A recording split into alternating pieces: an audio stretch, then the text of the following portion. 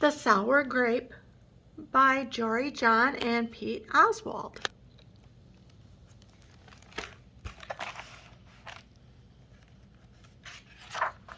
The Sour Grape. I'm a grape, a sour grape. Grrr. If someone upsets me, I'll remember it. If someone wrongs me, I won't forget it.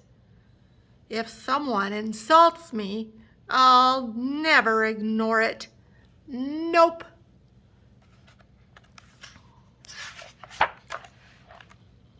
See that banana over there? That banana slipped and bumped into me. So I'm holding a grudge. See that orange?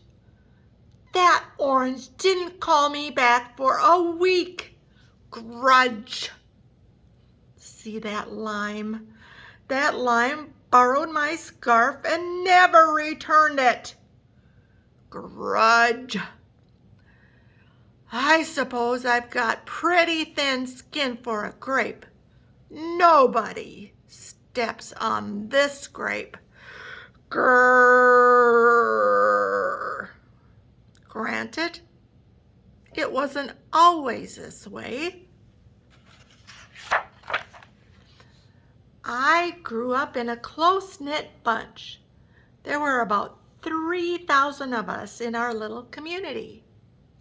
We were sweet to each other. You look nice today.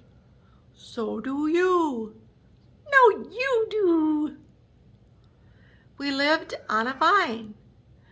Sure, it was a bit claustrophobic, especially when we were trying to get ready in the morning. Are you done in there? But my family was ripe with humor, goodwill, and warmth. We did our best with what we had. Are you going to finish that?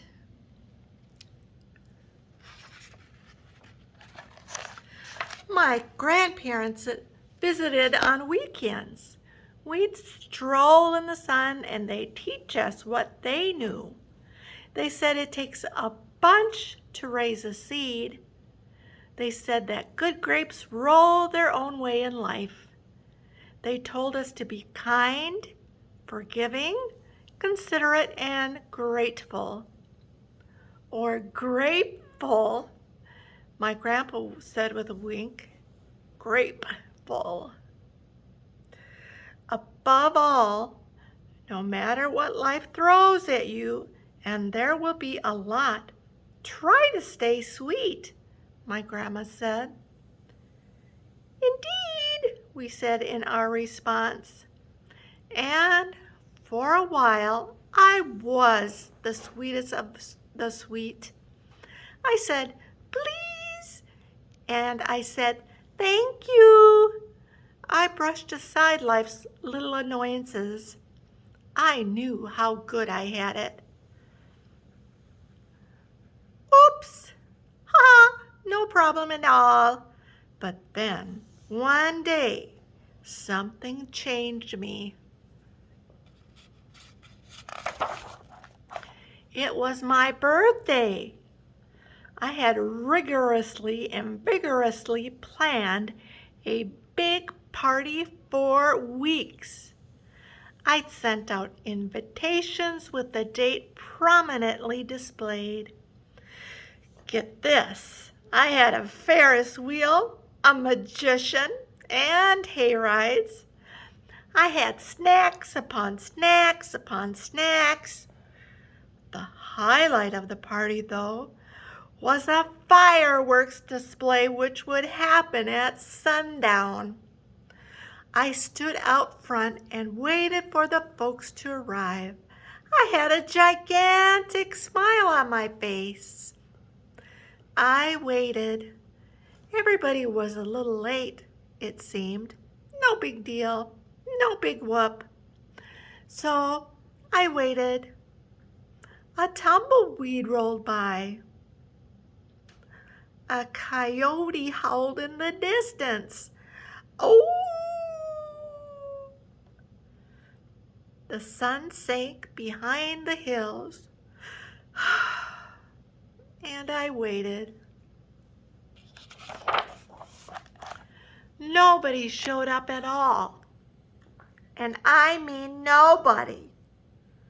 By the time the fireworks show started, with me as the sole spectator, I was scowling.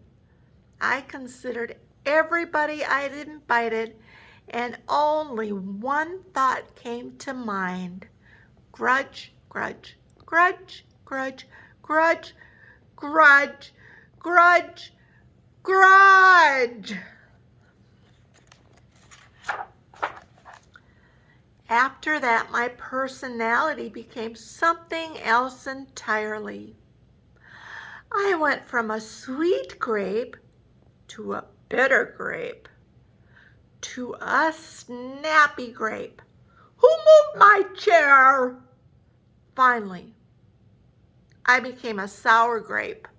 Grrr. I started holding minor grudges that eventually became major grudges. Why don't you watch where you're going?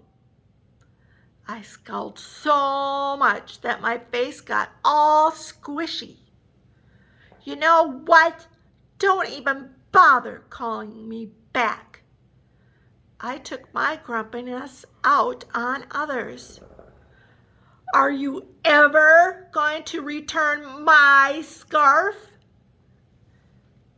And that's just how it's been. Day after day, week after week, month after month, grudge after grudge. But something happened recently that changed my thinking. I was getting ready to meet up with a friend, Lenny, the only fellow I know who's as sour as I am. Lenny and I usually go to the park where we sit on a bench and rant about stuff. But just as I was heading out the door, I bumped my knee. Oof! After I bandaged myself up, I discovered I had a flat tire. Ugh! Then I missed the bus, and the next bus was late. Wow! Finally, I got off on the wrong stop. Sheesh! By the time I arrived at the park, it was getting dark. Lenny was fuming and furious, with a frown and a furrowed forehead. His face looked all squishy. We agreed to meet at exactly 4 o'clock.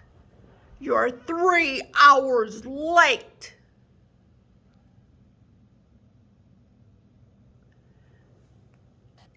I tried to explain why I was so tardy, but Lenny wouldn't listen. He already made up his mind. He formed a huge grudge and he wouldn't budge. I couldn't believe it. How unfair, I thought. How ridiculous, I thought. How similar to the way I would react.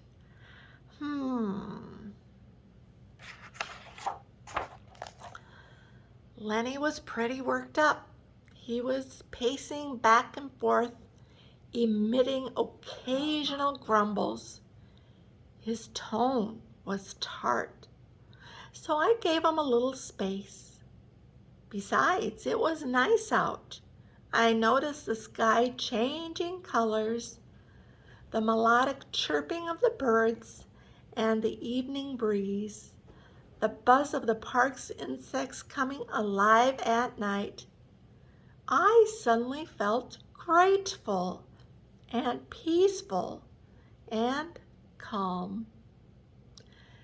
Had I been missing all this simple beauty because I was too busy complaining? Meanwhile, old Lenny stormed off, muttering something about disrespect and lack of consideration. I'm pretty sure I heard him add a grrr too.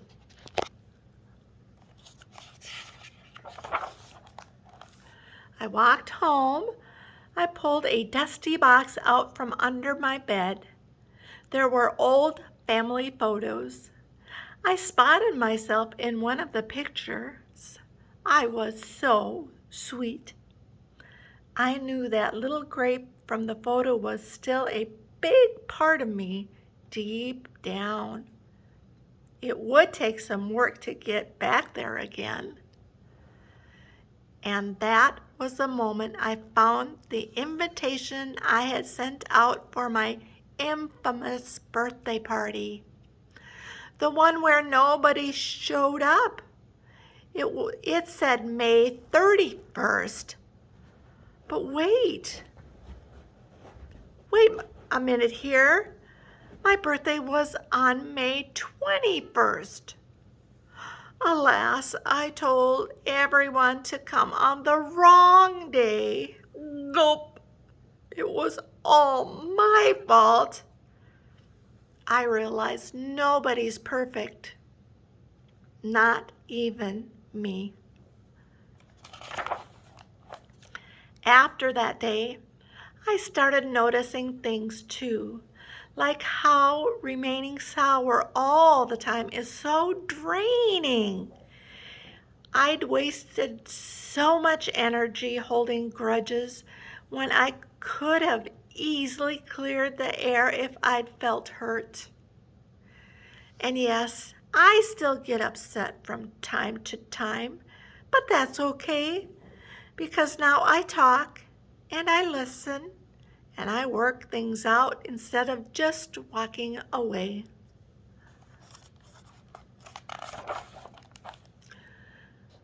My sourness is fading. I'm letting go of all my grudges. And hey, it's working. Slip-ups happen. I'm just glad you're okay. Aw, thanks. That scarf looks sublime on you. Why don't you just keep it? Really? You're the best. Aren't you glad we got to catch up?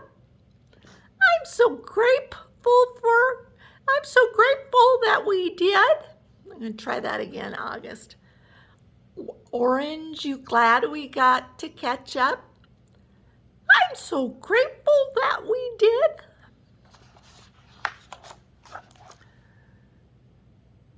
Sure, sometimes I still get a little grrr when I'm frustrated, like this, grrr. But then I move on. My face is less squishy too.